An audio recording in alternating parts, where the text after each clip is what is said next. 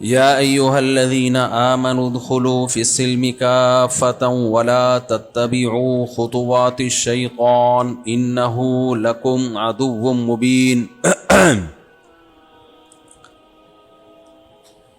وقال الله تعالى قد أفلح المؤمنون الذين هم في صلاتهم خاشعون والذين هم عن اللغو معرضون والذين هم للزكاة فاعلون والذين هم لفروجهم حافظون إلا على أزواجهم أو ما ملكت أيمانهم فإنهم غير ملومين۔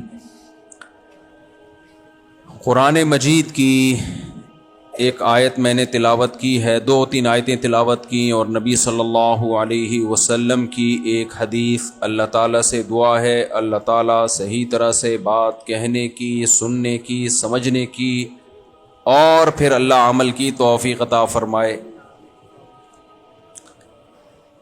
دیکھو میرے جو بیانات ہیں نا، وہ گھوم پھر کر ایک ہی چیز کو میں مختلف انداز سے بیان کرتا رہتا ہوں، کیونکہ ہمارے معاشرے کی سب سے بڑی ضرورت ہی وہی ہے۔ بیان میرا ایک ہی ہوتا ہے، اور یوں سمجھیں کہ 30 سال سے ایک ہی ہو رہا ہے، الفاظ مختلف ہوتے ہیں، اور وہ میرا بیان نہیں ہے، وہ اللہ کا بیان ہے، وہ اللہ کی بات ہے جو میں اپنے الفاظ میں آپ تک پہنچاتا ہوں۔ اللہ تعالیٰ قرآن میں کہتے ہیں میں نے انسانوں کو بنایا لیعبدون، تاکہ وہ میری عبادت کریں۔ پبلک کہتی ہے کہ اللہ نے ہمیں بنایا، بنا کے وہیں چھوڑ دیا، اب ہم اخپل طریقے سے زندگی گزاریں گے، اپنی مرضی کی زندگی گزاریں گے۔ یہ پبلک کا اللہ سے اختلاف ہے۔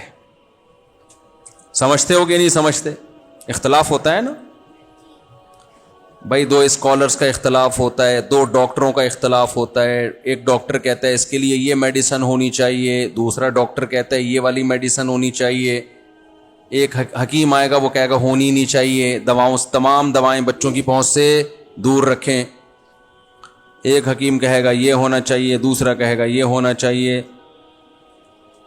کوئی کہے گا نواز شریف کو آنا چاہیے، کوئی کہے گا عمران خان کو آنا چاہیے، کوئی کہے گا کسی کو نہیں آنا چاہیے، اور کوئی کہے گا آئے گا بھائی آئے گا، کوئی نہ کوئی تو آئے گا۔ وہ ٹینشن سے بچنے کے لیے وہ میں ہوں۔ پورے پاکستان میں میں ایک ایسا واحد شخص ہوں جس نے ٹینشن سے بچنے کے طریقے کافی حد تک نکال لیے ہیں۔ ٹینشن تو پھر بھی ہوتی ہے کہیں نہ کہیں، لیکن میں سیاست کی ٹینشن نہیں لیتا۔ ہمارے ہاں لوگ پاگل ہوئے جا رہے ہیں، اسٹیبلشمنٹ نے یہ کر دیا، الیکشن میں سسٹم نہیں شسٹم تھا، اب صحیح ہوا ہے، شکر ہے، ایکو ختم کریں اس کا۔ لوگ ٹینشن میں پاگل ہوئے جا رہے ہیں، یہ کیا ہو رہا ہے، یہ ڈالر کہاں جا رہا ہے، یہ کیوں ہو رہا ہے، فلانا ہو رہا ہے، ڈمکانا ہو رہا ہے، اس کو آنا چاہیے، اس کو نہیں آنا چاہیے۔ ہم نے نعرہ ہی وہ لگایا کہ آئے گا بھائی آئے گا، کوئی نہ کوئی تو آئے گا۔ اب کوئی ٹینشن ہوگی مجھے؟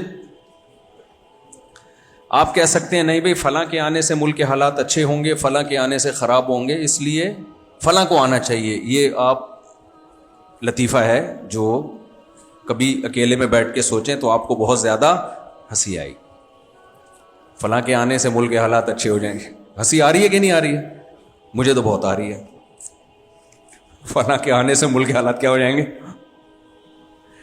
اچھے ہو جائیں گے۔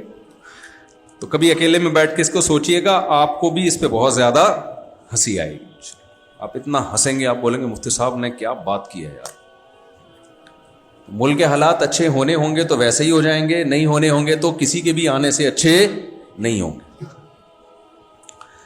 دوسری بات یہ کہ ہمیشہ ایک اصول زندگی کا ہمیں بنانا چاہیے۔ یہ قرآن و سنت کا اصول ہے، لیکن اس کو ایکسپلین کیا، ہائی لائٹ کیا بر صغیر کے علماء میں حضرت مولانا اشرف علی تھانوی نے بہت زیادہ۔ اس اصول کا فائدہ یہ ہوتا ہے کہ انسان ڈپریشن میں کبھی نہیں آتا۔ ہے یہ قرآن و سنت ہی کی بات، لیکن بات بعض دفعہ قرآن و سنت کی ہوتی ہے، ہماری توجہ نہیں جاتی۔ کوئی آتا ہے اور اس کو، جیسے 4 شادیاں تو قرآن میں کب سے لکھی ہوئی ہیں نا، تو اب ہم نے آ کے اس کو تھوڑا سا اچھالا ہے، تو پبلک کو اب پتہ چلا کہ اچھا یہ بھی لکھا ہوا ہے اس میں. اب مجھے برا بھلا کہتے ہیں، میں کہتا ہوں مجھے کیوں کہہ رہے ہو بھائی، یہ لکھا کس نے ہے؟ تو اللہ کو تو کوئی نہیں غلط کہہ سکتا نا. تو ہم نے تو اس کو بیان کر دیا آپ کے سامنے. جب نبی صلی اللہ علیہ وسلم کی وفات ہوئی تو صحابہ کرام کی غم سے حالت بہت زیادہ غمزدہ تھے. حضرت عمر نے فرمایا جو یہ کہے گا کہ نبی کی موت واقع ہو گئی ہے میں اس کی گردن اڑا دوں گا. ظاہر ہے انسان کو جس سے محبت ہوتی ہے نا، اس کی موت کی خبر نہیں سن سکتا. وہ آپ کو کوئی آ کے آپ کے کسی چہیتے کے بارے میں بتا دے کہ انتقال ہو گیا، آپ نہیں اتنی جلدی مانو گے. اگر مان لو گے اس کا مطلب کہ بھئی آپ کو اتنی محبت نہیں تھی، آپ اس کو نارمل واقعہ سمجھ رہے ہو. لیکن جب نبی صلی اللہ علیہ وسلم کی وفات کی خبر پھیلی تو حضرت عمر نے فرمایا جو یہ کہے گا نبی کی وفات ہو گئی میں کیا کروں گا؟ سر قلم کر دوں گا. حضرت ابو بکر کو نبی سے محبت سب سے زیادہ تھی، لیکن آپ کے اعصاب بھی سب سے زیادہ مضبوط، میچورٹی بھی آپ میں سب سے زیادہ تھی. آپ نے دیکھا کہ اگر یہ اس طرح کی سچویشن امت میں رہی تو اس سے تو امت کا مسئلہ خراب ہو جائے گا. جذباتیت میں کبھی بھی ٹھیک کام نہیں ہوتا.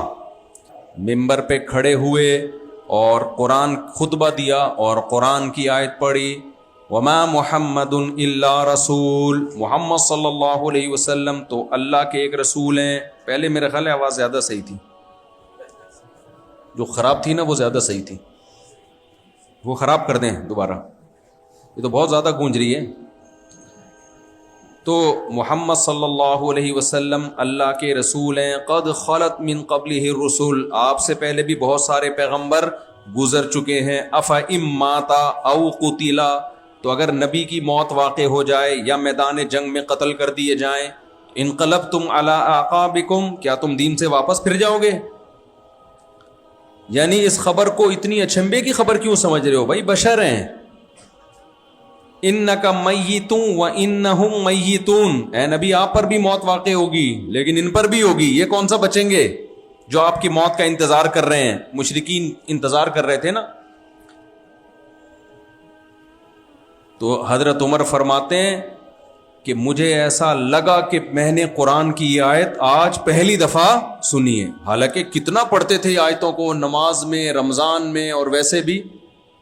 تو بتانا یہ مقصد ہے، بہت ساری شریعت کی تعلیمات ہوتی ہیں، قرآن میں لکھی بھی ہوتی ہیں، لیکن علماء کا کام کیا ہوتا ہے؟ ان کو اجاگر کرنا. اور قرآن کی بلاغت بھی یہاں دیکھ لو، صداقت بھی دیکھ لو.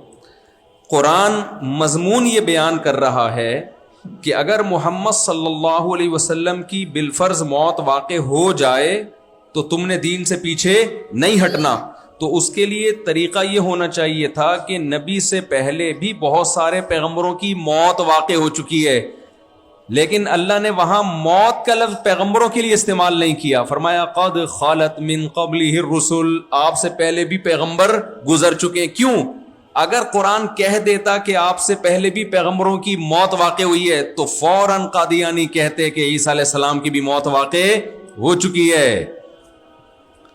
اور غامدی صاحب کہتے دیکھو ہم تو کہتے تھے موت واقع ہو گئی ہے. اللہ تعالیٰ نے غامدی صاحب کو خاموش کرانے کے لیے اور قادیانیوں کو خاموش کرانے کے لیے ایسا لفظ استعمال کیا کہ ان کو یقین آ جائے کہ اللہ تعالیٰ حضرت عیسیٰ کی موت پر اشارتاً بھی، کوئی اشارے میں بھی اللہ تعالیٰ ان کی موت کا تذکرہ نہیں کرتا، تاکہ یقین ہو جائے بخاری مسلم کی اس حدیث کا کہ لَيُوشِكَنَّ أَن يَنزِلَ فِيكُمُ ابْنُ مَرْيَمَ حَكَمًا وَعَدْلًا.